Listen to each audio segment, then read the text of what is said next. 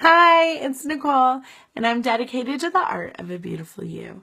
And by the art of a beautiful you, I mean the integration of your mind, your body, and your emotions in a way that allows you to genuinely reflect who you are, and be aware of the reality of the situation along with the perspectives in the situation.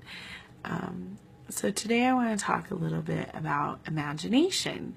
I want to talk about why we lose imagination as adults, why it's important to keep your imagination going, and ways that you can strengthen your imagination no matter what level you're at with it.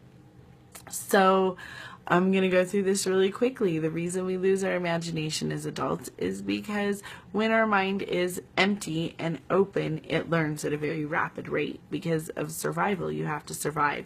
So as it's learning things, it learns, but then it focuses on what you need, what the skills that you need, what the perspectives that you need are, depending on who you are and what your relationship with the world is. Eventually you start to prune out other perspectives, especially if you don't need them on a regular basis. So that's why we lose our imagination a little bit. It's important to keep your imagination open because it is important to not get too fixed in your mind. It really inhibits things like problem solving and empathy. So what you want to do is always be aware of where you're at with your imagination and always try to work with it and strengthen it and expand it a little bit. Okay, so we have different places that you could be with your imagination. If you have a very overactive imagination, you might see this in ways in your life where you're never on the same page with other people. You're going to have maybe more anxiety around group situations.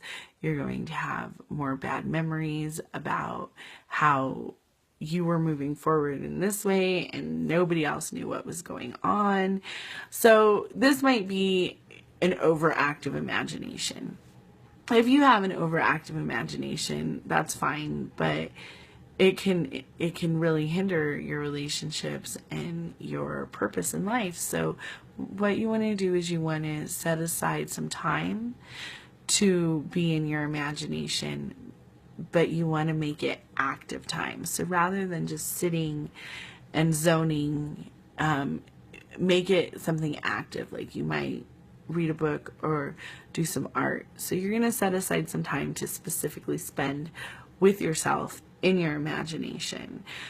The rest of the time you're going to try breathing and grounding exercises to kind of bring you down, give you a sense of reality, allow you to really realize what the people around you have to offer and what's going on, because then you can move forward in that rather than thinking things are one way and it all exploding on you. So then the other thing that could be going on with you is if you don't have an imagination at all. What I suggest for people who don't use their imaginations very often is games. And I'm going to tell you why. Because if you don't use your imagination very often, you don't realize what an intimate bond it is with yourself. So your imagination is an intimate bond with yourself. And anytime you're making an intimate bond, it is a vulnerable situation. You're putting yourself in a vulnerable situation and it might be uncomfortable. So if you don't use your imagination a lot, it's really important that you start out slow. Don't go try out for the lead role in community theater. Maybe learn some RPGs or even learning chess and doing puzzles can expand your mind and strengthen your imagination. And once you're there, if you still want to move on, you can move on to other things. But I wouldn't jump right in because you're going to feel very exposed as you start to think in new ways that are out of your comfort zone. And then you have people who have a very strong active imagination. It's not too much.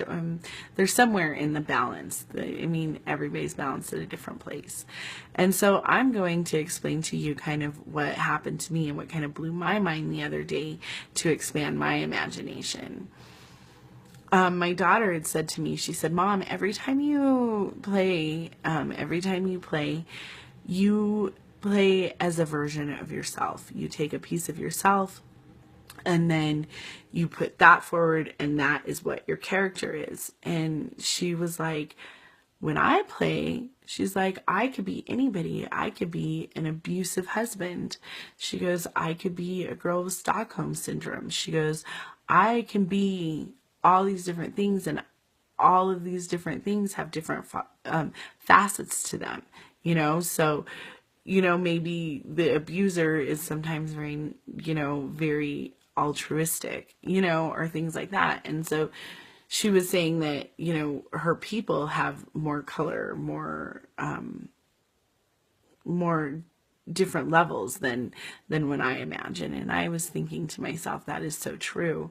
I really do imagine as myself in everything. So I'm going to open my imagination, I think, by trying to be other people, or trying to have different kinds of emotions than are my regular emotions through my imagination. So I'm going to do this by two ways. One is I'm going to pick a song for my imagination time, and then that song will be the theme of whatever I decide to imagine. I'll just randomize a song, and then whether I feel like I relate to it or not, I'm going to make that part of my time.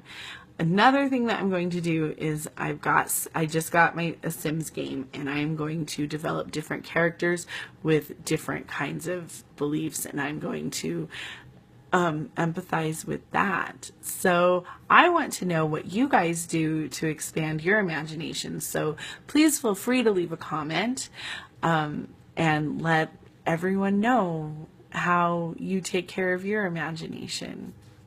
I love you guys. Have a beautiful day. Thank you.